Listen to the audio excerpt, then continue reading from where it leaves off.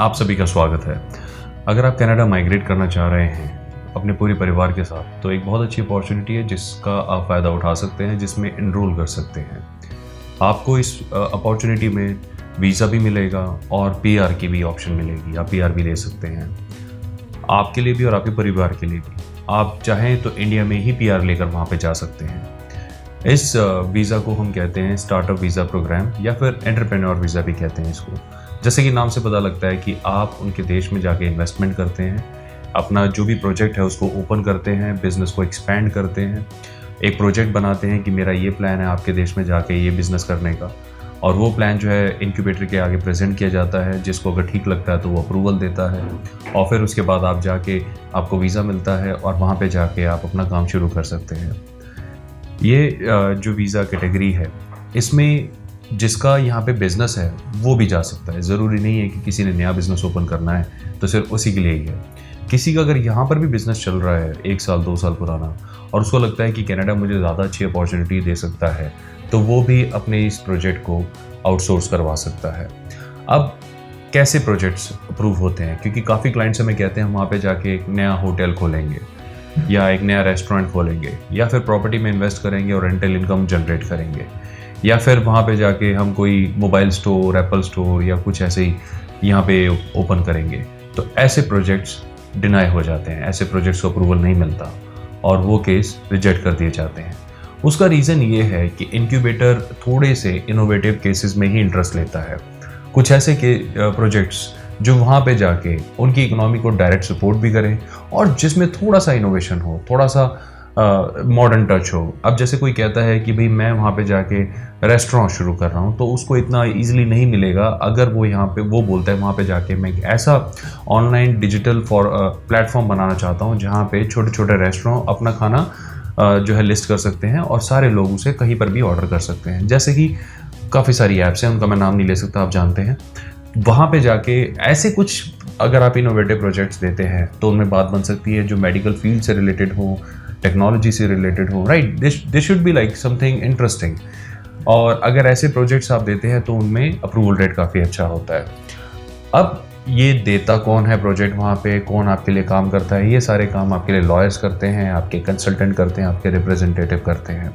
यहाँ पे हम लोग अपने सभी क्लाइंट्स के केस को रिप्रेजेंट करते हैं, इनक्यूबेटर से अप्रूवल लेते हैं और वीज़ा से लेके पीआर तक का सारा प्रोसेस हम लोग हैंडल करते हैं। अगर आप चाहें तो इसमें हमारी हेल्प भी ले सकते हैं और चाहे तो खुद भी कर सकते हैं, डेफिनेटली खुद भी किया जा सकता है। लेकिन यह है कि अगर आप किसी प्रोफेशनल को इन्वॉल्व करते हैं तो उसमें आपका टाइम, पैसा, काफ़ी कुछ बचता भी है। अब यहाँ पे कितनी इन्वेस्टमेंट होती है, मान लीजिए किसी ने अगर अपनी कंपनी आउटसोर्स करनी होती है तो एक रफ एस्टिमेट है कि वो डिपेंड करता है कंपनी टू कंपनी। तो रफ एस्टिमेट कहा में आता है कि अप्रॉक्सीमेटली 20,000 कैनेडियन डॉलर्स लग सकते हैं कि आप अपनी कंपनी को अगर वहाँ पे आउटसोर्स करते हो। और अगर एक नया स्टार्टअप वहाँ पे आप जनरेट करते हो तो उसमें थोड़ा सा और एक्स्ट्रा 25,000 30,000 डॉलर्स तक लग सकते हैं। वहाँ पे आप वहाँ पे जितने भी रजिस्ट्रेशंस हैं, परमिट्स हैं, वो सारे आपके जो कंपनी फॉर्मेशंस हैं, सीए की फ़ीस होती है, इसके अंदर लॉयर्स की फ़ीस होती है, आपके कंसल्टेंट के चार्जेस होते हैं, गवर्नमेंट की रजिस्ट्रेशंस वगैरह और जितने भी हैं, ये सारी फ़ीस मिला के एक लमसम इंक्लूडिंग एयर फेयर वगैरह सब कुछ मिला के अगर मैं आपको आइडिया दूँ तो इतना इन्वेस्ट ईजिली हो जाता है। अब ये प्रोफाइल टू प्रोफाइल डिपेंड करता है, हो सकता है इसे ज़्यादा भी लगे, हो सकता है इसे कम भी लगे। वो डिपेंड करता है कि आपका प्रोजेक्ट कौन सा है या फिर आपकी प्रोफाइल क्या है। अब इसमें डॉक्यूमेंटेशन की अगर बात करें तो जैसे आपका सीवी है, अपडेटेड सीवी वो होना चाहिए, पासपोर्ट वैलिड होना चाहिए, आपकी क्वालिफिकेशन ग्रेजुएशन या कोई डिप्लोमा जो आपने किया वो होना चाहिए, आपके 5 बैंड्स मिनिमम होने चाहिए। आइल्स में मिनिमम 5 बैंड्स जनरल में आराम से आ जाते हैं, बिल्कुल भी कॉम्प्लिकेटेड या मुश्किल नहीं होते। उसके अलावा आपका आधार, पैन कार्ड ये सब चाहिए होते हैं।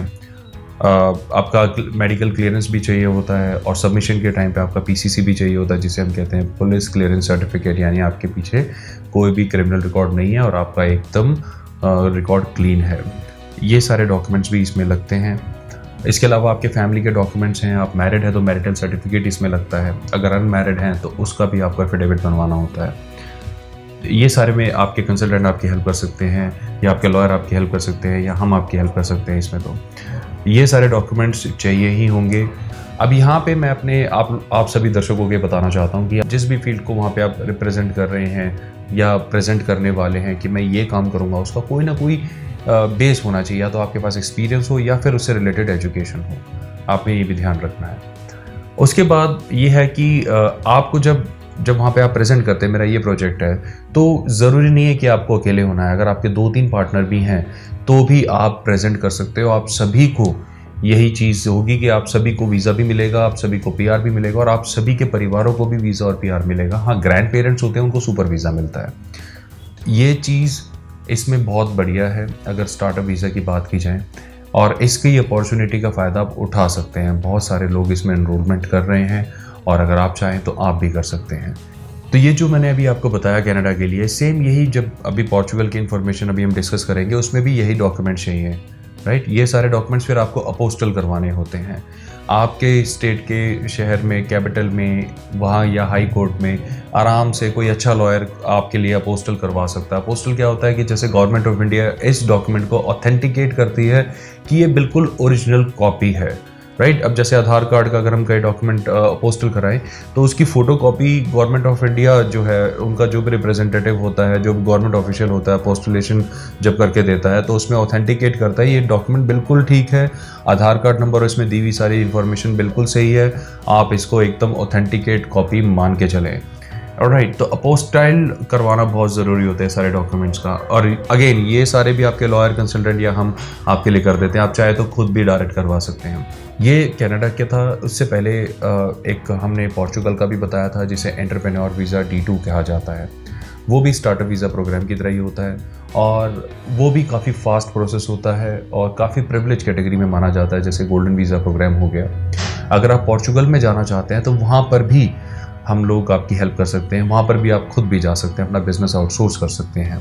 जैसे कि मैंने कनाडा का प्रोसेस बताया, कुछ वैसा ही वहाँ का प्रोसेस भी होता है, मिलता जुलता होता है। अगर आप इसमें टाइम की बात करें तो कनाडा में मान के चलिए प्रोसेस आपके 6 से 7 महीने आराम से ले सकता है। और अगर हम पोर्चुगल की बात करें तो अराउंड 3 मंथ्स या कभी कभी 4 मंथ्स पोर्चुगल में भी लग सकते हैं, राइट।